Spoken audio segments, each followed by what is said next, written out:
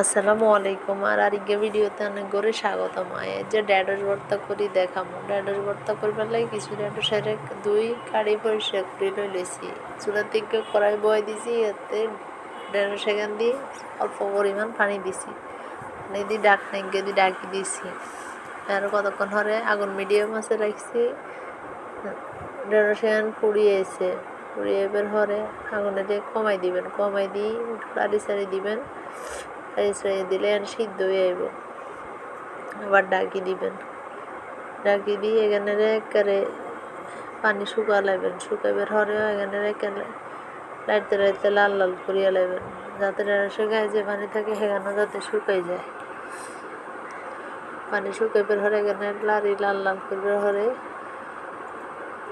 দেখেন এখানে পানি একেবারে শুকাই গেছে। এখানে লাইতে লাইতে একেবারে লাল লাল করে করিয়া লাইছি, পানি শুকা লাইছি টানি। এর হরে বাড়ি লইছি, বাড়িতে ঢেঁড়স এখান পেঁয়াজ শুকনো মরিচ ভাজি লইছি, লবণ দিছি সামান্য পরিমাণ,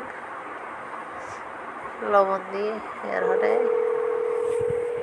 ঢেঁড়স এখানে কষলাই লম, সরষের তেল দিব ভালো মতো, বেশি করে সরষের তেল দিলে খাইতে মজা হয়। সরষের তেল দিয়ে শুকনো মরিচ এখানে কষলাই লম পেঁয়াজের লগে, কষলাই লইবার হরে ঢেঁড়স এখানে ভালো মতো মাখিয়েলাম। দেখছেন কি সুন্দর কালার আইছে, খাইতে যে হওয়া দিয়েছে না খাইলে বুঝতেন না। আপনারাও ইচ্ছে করে বানাইছেন, সেই স্বাদ। তো দেখি অনেক জিভে হানি চলে গিয়ে আবার খাইতাম।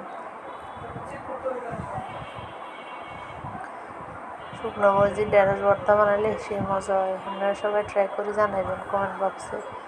লাইক শেয়ার অ্যান্ড সাবস্ক্রাইব করতে ভুলবেন না। আল্লাহ হাফেজ।